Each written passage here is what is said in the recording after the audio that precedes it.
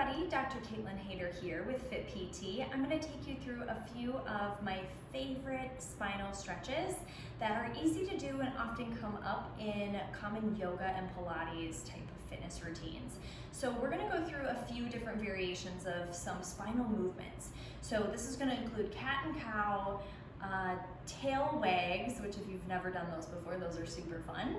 A cat pose that we kind of rock in towards a child's pose, so I call it cat pose rocking, as well as some downward facing dog, okay?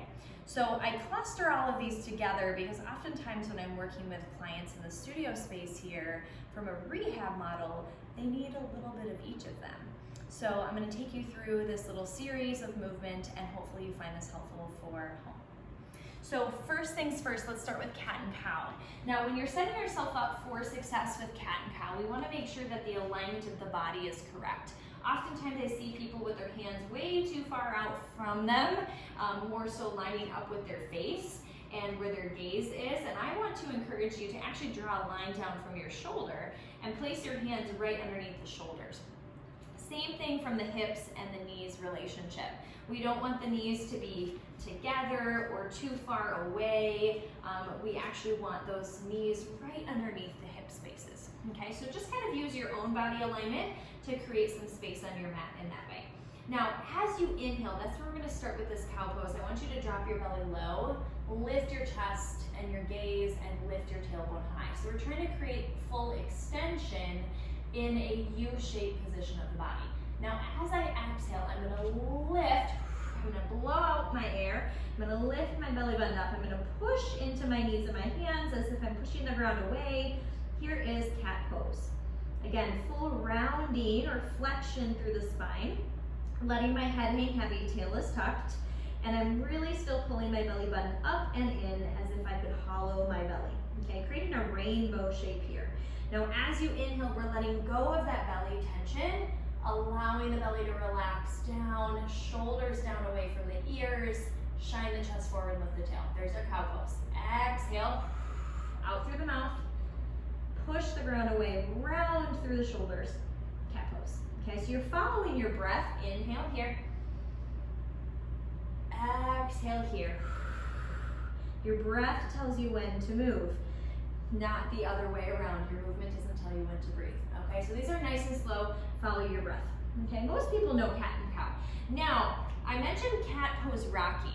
So what you're going to do for this is really good for opening up. If you have a lot of tension in the low back and the pelvis, where you feel like everything's just kind of scrunched together, this is great to create space and to stretch those muscles. So you're going to come into your cat pose. Again, belly is hugged up and in here.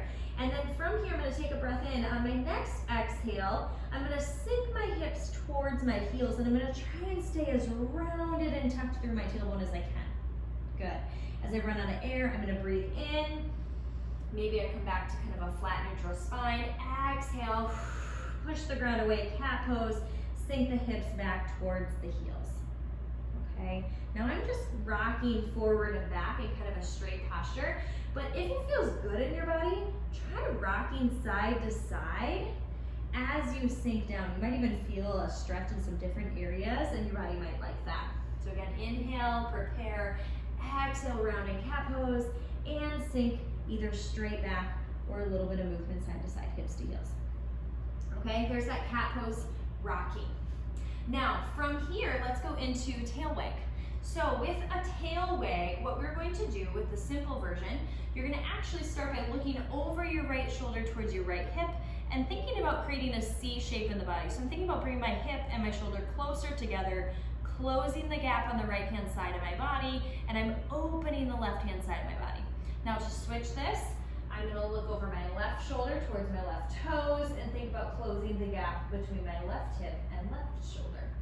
Okay, so I said this was the simplest version because we're just focusing on moving the spine. Now the mistake I see a lot of people make is they'll kind of shift their weight as they do this, and I want you to really stay centered and you're just moving side to side from that center point. Now, if that feels good but you want to kind of take it a step further, take your right foot, lift it up, and this is where it kind of gets the name wag the tail. okay? Just like the tail of a dog. Now, as I move to look over my right shoulder, I'm gonna look towards my right foot. I'm gonna swing my right foot over. Now, staying on my right side, I'm gonna wag my tail over to the other side, still looking over my left shoulder towards my right foot, okay? Talking about breathing here, I would say just breathe in and out slowly as it feels good to you. Doesn't have to be in any particular order, okay? Once you've done a few on each side, or on that side, then you'll switch. Lifting the left toes or tail, and then rotating back and forth, looking over that shoulder, creating C shapes. Really yummy feeling in the spine if you've never done that one before. All right, last but not least is downward facing dog. So from this position, we're always gonna start by tucking the toes underneath, and then take an inhale. As you exhale, lift the belly to lift the hips, okay? Now, keeping my hands hip width apart, feet can stay hip width apart. Notice that my heels don't need to touch and my knees don't need to be straight, okay? We're looking for a little bit of a stretch along the calves, the backs of the legs, the backs of the glutes or hips, and maybe even the low back. Now, what I would suggest is creating what I call a foot pedal type motion in this position. I'm not a huge fan of, especially right away, aggressively reaching, and stretching as aggressively as possible with both heels. I'd rather let your body ease into this, especially if we're talking about the health of your low back and your nerves, okay? Specifically the sciatic nerve. We like to floss and mobilize the nerve, but we don't like to stretch it, okay? So give it a little on and off pedal. It tends to like that. If your arms get tired, just come down, roll out your wrists, and then you can always come back into it, okay? If this is something that's new for you that felt like a lot or like too aggressive of a stretch, what you could do is place your hands on some yoga blocks or a step, or even higher on like an ottoman or a couch, and then do the same thing with your hands elevated, and do the same sort of pedaling with the feet and stretching in that downward facing dog motion.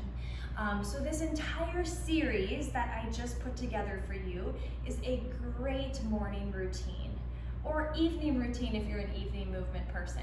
But we put so much stress and strain on our bodies. We sit a lot, we stand a lot, we work a lot, we drive and travel a lot, and these are some really good, easy go-to full spinal motions that your body craves.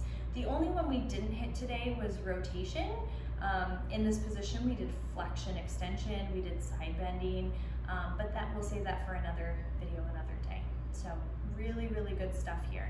If you like what you're seeing here today, I encourage you to subscribe at Your Fit PT. We are all about putting out content, free videos for you to learn, to utilize, and to better your body. So I hope you follow us, and see us again soon.